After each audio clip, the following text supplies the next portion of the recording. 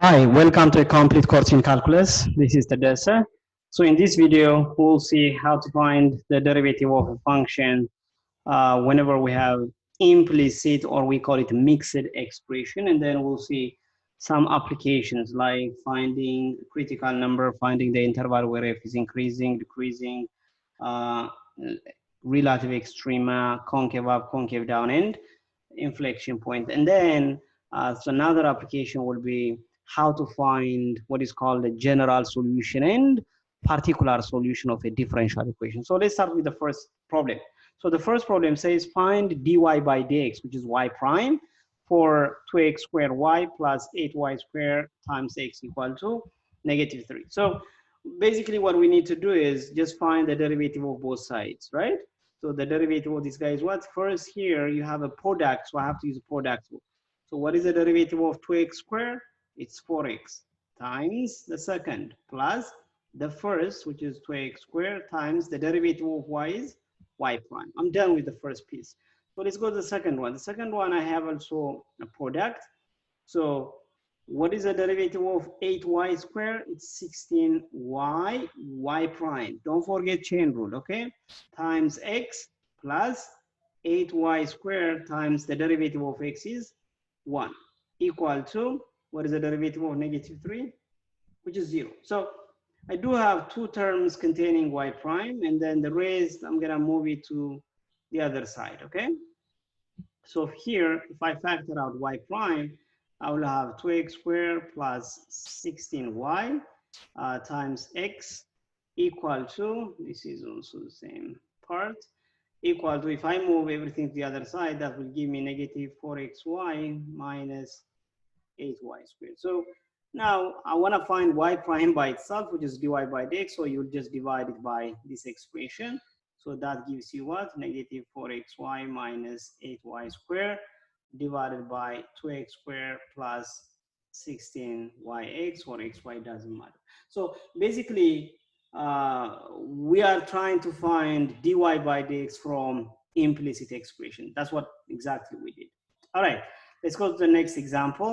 So the next example says we want to find some information for the function f of x equal to 4x over x squared minus 4 to graph this rational function. So first, let's start with the domain.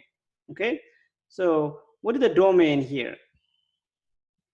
So the domain is possible value of x. So in this case, I do have a denominator x squared minus 4 that cannot be equal to 0. So the domain will be what? X squared minus 4 must be different from 0. When will this guy be different from 0? So first I have to know where this guy is going to be 0. So x squared equal to 4. So x equal to plus or minus 2. So my domain will be, you can have anything but not 2 and -2, because 2 and -2 will make it undefined. All right, so let's find the interval where this function is increasing and decreasing. For that, I have to find the derivative. So for the derivative, I have to use what is called a quotient rule. So derivative of the numerator, what is the derivative of 4x? It is 4 times the denominator minus numerator times the derivative of the denominator, which is 2x, the denominator squared. That's it. That's what the derivative is. Let's simplify it. So this gives me 4x squared minus 16 minus 8x squared divided by x squared minus 4 squared. So if you simplify this guy again, it will leave you -4x squared minus 16 divided by x squared minus 4 squared. Again, you can factor out the -4 in the numerator. It will be x squared plus 4. Be careful, this is plus, okay? Because it's minus, right? So this gives me x squared minus 4 squared. So what are the partition numbers? Will the numerator ever be equal to 0? The answer is no, it will never, because x squared plus 4 is always positive. And the denominator will be 0 whenever it is -2 and 2. These are the only partition numbers. Now, I want to find the sign of the derivative in each interval. So I would pick a number here, let's say -3. If I plug -3, the denominator, no matter what it is, it's squared, it's positive. No matter what, this guy x squared plus 4 is positive, right? So I will leave me with a minus sign, so it's minus. Again, same thing here. If you pick any number, just pick 0, for example, okay? Because what happened is everything here turned out to be positive number, no matter what x is. So the only sign would be this guy. So always it is minus. So always it is a minus. So what does that mean? F is decreasing in its domain. So what does that mean? When I say it's increasing its domain, so what is the domain? Anything but -2 and 2. -2 and 2. So what does that mean? On interval notation, nothing but -2 means from -infinity to -2 union -2 to union 2 to infinity. So how about decreasing? Now decreasing, no increasing. Okay, there is no interval where the function is increasing. Okay, now, so do we have any change in sign? I don't see any change. Always it's decreasing, right? So if it's decreasing, so which means what? No relative extrema. So there is no any maximum and minimum. So let's go to the next piece, which is concavity. So for concavity, I have to find the second derivative. The second derivative of x. So let me just zoom in a little bit. So the derivative of this guy. What is the derivative of the numerator? -4x squared. It is -8x times x squared minus 4 squared minus I have -4x squared plus 4 times the derivative of the denominator, which is 2 times x squared minus 4. Remember, I'm using chain rule, times the derivative of the inside. Now everything divided by what? X squared minus 4 square. So that will leave you what?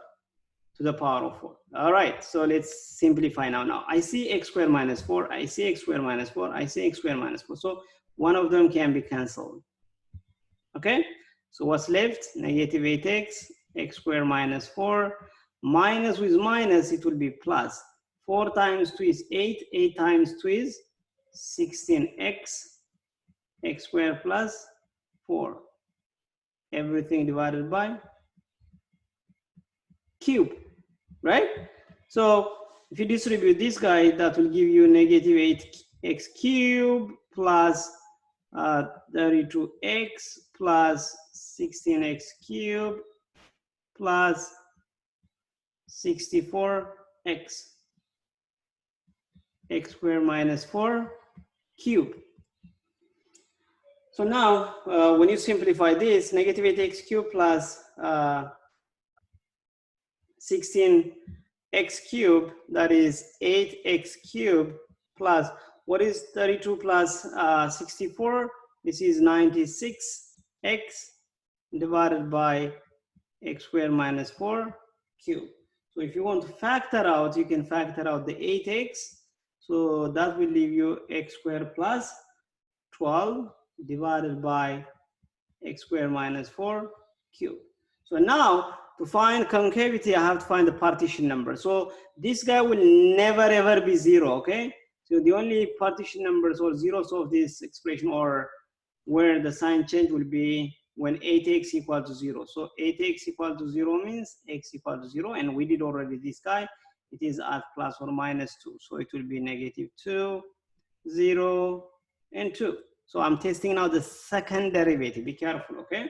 So if I pick a number here, let's say -3, what happened is this guy is always positive. This guy is, -3 squared minus 4 is positive. So x is negative. So that will leave me a minus sign, okay? If I pick a number here, let's say -1, this guy is negative. Negative cube is negative. So, and also this guy is negative. Negative with negative, it will be plus. If I pick a number here, 1, this guy is positive, but the denominator x squared minus 4 is negative, so it will leave me negative. So here, if you pick 3, everything is positive. So from this line chart, concave up concave means the second derivative greater than 0. It will be negative to 0 union 2 to infinity. And concave down means the second derivative is less than 0. It will be negative infinity to negative 2 union 0 to 2. Remember, these are test points, okay? These are your just test points. You need to pick the partition numbers, not these guys, okay? So now we have what is called the interval where f is concave up and concave down. Now, do we have inflection point? The answer is yes, because what is the first derivative at 0? Remember, negative 2 and 2, they are not inflection points, even if there is a concavity change. So inflection point means what? It is a point where the function changes concavity and there should be a tangent line. There will be a tangent line means either the slope of a tangent line exists or the limit of the difference quotient, which is nothing but the derivative, goes to infinity or negative infinity, which means we have a vertical tangent line. Vertical tangent line is also possible. That's the definition of inflection point. So now you can see here the derivative at 0. If you go back and see the derivative, this is what the derivative is, okay? At 0, it will be negative 4 times 4 is negative 16 divided by 0 square minus 4 is 0. Negative 4 square is 16, which is negative 1. So which means I have a tangent line. The derivative exists. So f prime at 0 exists, which means we have a tangent line. So the inflection point will be 0, f of 0. Okay, be careful. There is no any derivative. The inflection point will be 0. This is I'm testing if the derivative exists, if there is a tangent line. So f at 0, it is 0, 0. And also, if you are looking for a critical number somewhere here in the first derivative, your answer should be no critical number, because the only partition number, this guy will be 0 only, I mean, this will be undefined at negative 2 and 2, but these two numbers are not in the domain, and there is no other point where the derivative equal to 0 or does not exist. So no critical number. That's it for this graph. Let's see the last problem for this video. The last problem is you are given what is called a differential equation, which says the second derivative of f at x is e to the x, and you are given an initial condition. By the way, this is called initial value problem. So we want to find the family of solutions, and then we'll be using this initial condition that gives you what is called particular solution. Okay, particular solution. So let's do that. If the second derivative at x equal to e to the x, what is the first derivative? Oh, what is the antiderivative of e to the x? E to the x plus c. This is called the general antiderivative. Now, from this initial condition, I can find the value of c. F prime at 0 equal to e to the 0 plus c, but the value is given to be 7. E to the 0 is what?